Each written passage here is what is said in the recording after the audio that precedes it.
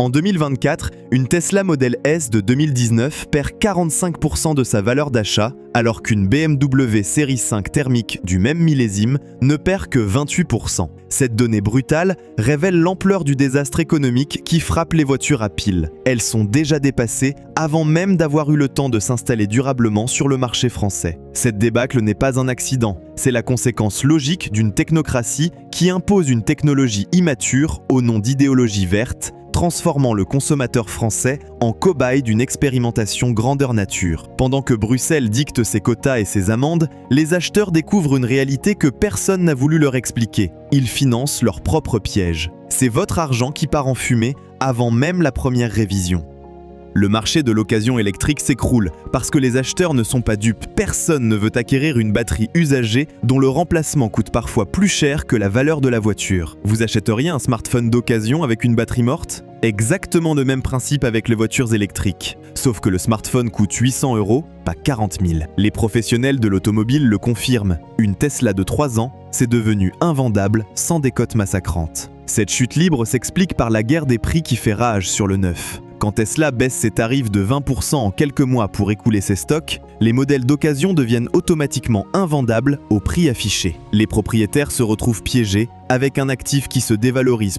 L'effet domino ne s'arrête pas là. Les concessionnaires accumulent les invendus électriques sur leur parc d'occasion, créant des surstocks catastrophiques. Certains mandataires parlent de plusieurs mois de stock électrique contre 2 semaines pour le thermique équivalent. Cette saturation pousse les professionnels à brader leurs reprises, alimentant un cercle vicieux de dévalorisation. L'autre cancer qui ronge la valeur résiduelle, c'est l'évolution technologique accélérée. En 3 ans, une voiture électrique devient obsolète. Les nouvelles générations rechargent plus vite, ont plus d'autonomie, intègrent des fonctionnalités que l'ancienne ne pourra jamais recevoir. L'acheteur d'aujourd'hui sait qu'il investit dans une technologie déjà dépassée par ce qui sortira demain. Les modèles S de 2019 plafonnent à 150 kW de charge, quand les nouvelles atteignent 250 kW.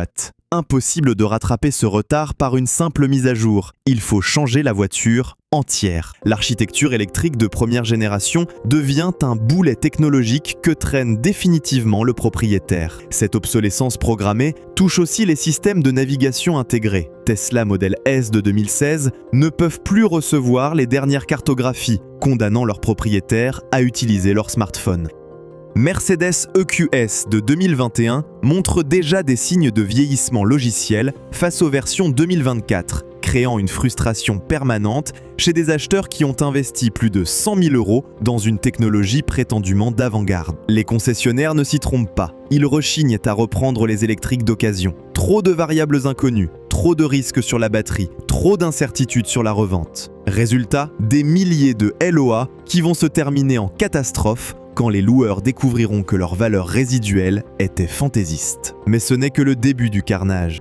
Une voiture thermique bien conçue peut rouler 20 ans sans devenir un vestige technologique. Une berline électrique à écran tactile partout, elle vieillit comme un ordinateur portable. Le syndrome de la tablette géante au milieu de l'habitacle illustre parfaitement cette dérive. Remplacer des boutons physiques par des menus tactiles, c'est créer artificiellement de cette obsolescence. Quand l'écran lâche, la voiture devient inutilisable. Quand le logiciel bug, impossible de régler la climatisation. Les Tesla Model 3 de première génération cumulent déjà les pannes d'écran central, immobilisant complètement le véhicule. Tesla facture 1 200 € minimum le remplacement d'écran, sans compter la main-d'œuvre spécialisée et l'immobilisation de plusieurs semaines.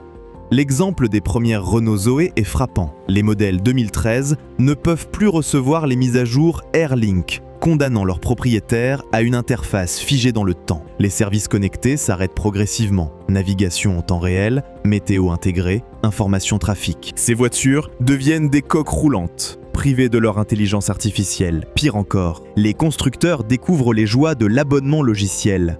BMW, qui fait payer l'activation des sièges chauffants. Tesla, qui retire des fonctions par mise à jour. La voiture électrique ouvre la porte à tous les abus du modèle économique numérique. L'acheteur ne possède plus vraiment sa voiture, il en loue l'usage complet. Mercedes propose désormais un abonnement à 1 200 € par an pour débloquer l'accélération maximale de ses EQS. Cette marchandisation s'étend rapidement. Audi facture 300 € annuels pour maintenir actifs les phares Matrix LED pourtant installés d'origine. Volvo impose un abonnement Google à 15 € mensuels pour conserver la navigation intégrée après la première année. Cette marchandisation révolutionne la propriété automobile. On n'achète plus une voiture complète, mais un châssis roulant aux capacités bridées. Une batterie LFP de 2022 paraît archaïque face aux nouvelles technologies 4680 ou sodium-ion qui pointent. L'acheteur finance une recherche et développement permanente dont il ne verra jamais les bénéfices. CATL annonce pour 2026 des batteries qui se rechargent en 10 minutes avec 1000 km d'autonomie, rendant instantanément caduques toutes les générations actuelles. Et là, ça devient vraiment dramatique. L'autonomie WLTP annoncée s'évapore dès les premières sorties d'autoroute hivernale. Cette Peugeot E208, vendue pour 340 km d'autonomie, en conditions réelles, chauffage allumé, 130 km/h stabilisé sur A6, comptait 180 km dans le meilleur des cas, la moitié de la promesse. Les SUV électriques premium, malgré leur batterie pharaonique, peinent à dépasser 250 km d'autonomie réelle sur autoroute l'hiver. Un BMW iX xDrive 50 de 76,6 kWh, vendu officiellement pour 630 km WLTP, tombe à 280 km réels par -5 degrés Celsius sur autoroute avec 4 passagers et leurs bagages. Les conditions météorologiques massacrent littéralement les performances. Par grand froid, la batterie perd jusqu'à 40% de sa capacité nominale. Le chauffage électrique consomme autant que la traction, divisant l'autonomie par 2. Une Mercedes EQC 400 de 80 kWh, promise pour 450 km WLTP, tombe à 200 km effectifs par -10 degrés Celsius. L'Audi e-tron GT, fleuron technologique à 100 000 €, fond de 500 km annoncés à 220 km effectifs dans les mêmes conditions. Le réseau de recharge tourne à la loterie géante. Aire d'autoroute avec 6 bornes, classique. Station rapide théorique à 150 kW, qui plafonne à 35 kW parce que la borne d'à côté est occupée, normal. Application qui ne fonctionne pas, badge refusé, prix qui varie du simple au triple selon l'opérateur. L'autoroute A10, axe majeur vers l'Espagne, ne compte que 47 bornes rapides sur 550 km. Cette pénurie organisée crée des situations ubuesques. File d'attente systématique les week-ends de départ, créant des bouchons spécifiquement électriques. Ionity facture jusqu'à 0,79 € le kilowattheure aux non-abonnés, soit l'équivalent de 2,10 € le litre d'essence pour parcourir la même distance. Les opérateurs pratiquent une tarification de pénurie, exploitant la dépendance des conducteurs captifs. Cette infrastructure défaillante transforme chaque trajet en expédition logistique. Planifier ses pauses, télécharger 4 applications différentes, prévoir les bouchons aux bornes, l'électrique impose une charge mentale constante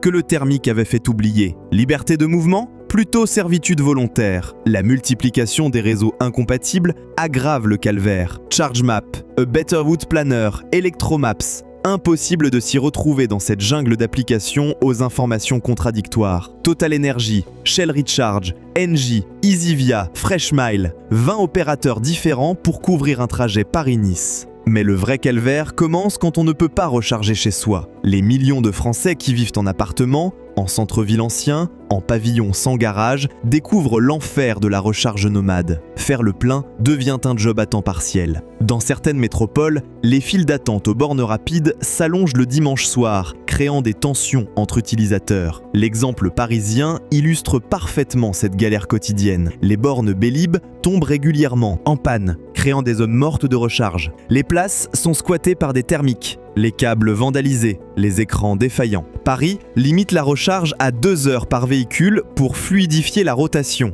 transformant le rechargement en course contre la montre permanente. Le quatrième poison, ces fameux coûts cachés qui explosent tous les calculs. Les pneus s'usent plus vite sous le poids et le couple instantané. Une Tesla Model S pèse 2200 kg contre 1700 pour une BMW série 5 équivalente. Cette surcharge permanente massacre les gommes, obligeant à des remplacements prématurés. Les pneus Michelin Pilot Sport 4S d'une Model S coûtent 400 € pièce. et dure 25 000 km contre 40 000 sur thermique. Les freins nécessitent quand même un entretien spécialisé. BMW recommande un décalaminage des freins tous les 10 000 km sur ces iX pour éviter la corrosion. Les liquides de refroidissement spécifiques, les diagnostics haute tension, la main-d'œuvre formée, la facture gonfle discrètement. L'assurance réserve des surprises particulièrement désagréables. Certains modèles électriques coûtent 40% plus cher à assurer que leur équivalent thermique. Raison invoquée, coût de réparation exorbitant,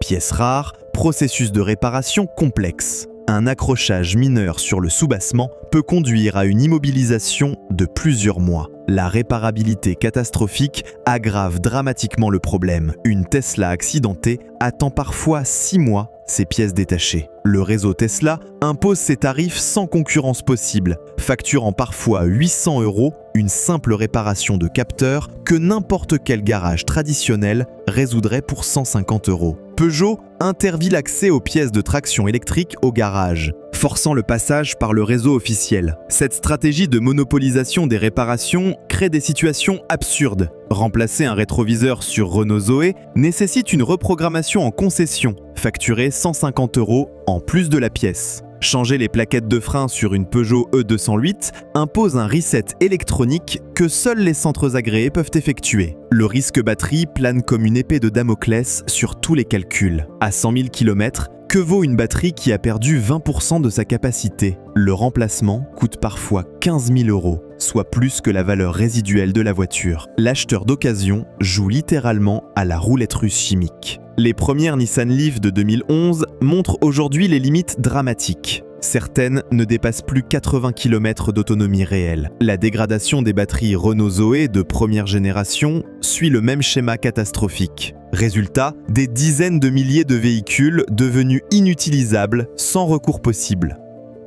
La voiture électrique, c'est la capitulation industrielle européenne déguisée en progrès écologique. Pendant que Bruxelles impose ses quotas CO2 et menace d'amende, elle organise méthodiquement notre dépendance à la Chine. Batteries, terres rares, électronique de puissance. L'empire du milieu contrôle toute la chaîne de valeur. Cette dépendance découle directement des choix politiques européens. Interdire progressivement le thermique, c'est tuer notre avantage concurrentiel historique pour nous jeter dans les bras du concurrent asiatique. La Chine contrôle 80% de la production mondiale de batteries lithium-ion. CATL et BYD, géants chinois de la batterie, dictent désormais leurs conditions aux Européens, qui n'ont plus d'alternative crédible. BMW importe ses cellules de CATL. Mercedes s'approvisionne chez Farasis Energy. Stellantis dépend de Samsung SDI. L'Europe assemble des composants asiatiques en espérant maintenir une illusion d'indépendance industrielle. La France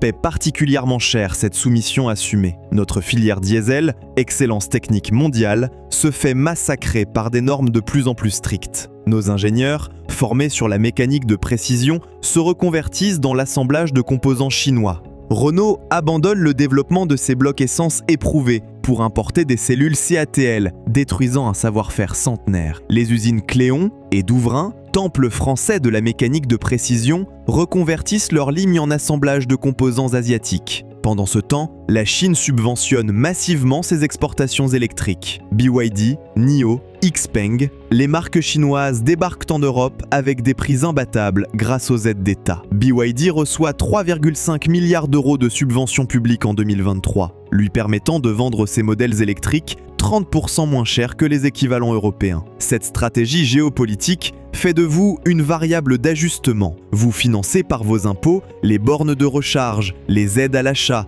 les infrastructures électriques. Puis vous achetez une voiture dépendante de composants chinois. Une étude du MIT révèle qu'une batterie de Tesla Model S génère 17 tonnes de CO2 avant même d'équiper la voiture, soit l'équivalent de 100 000 km parcourus par un diesel moderne.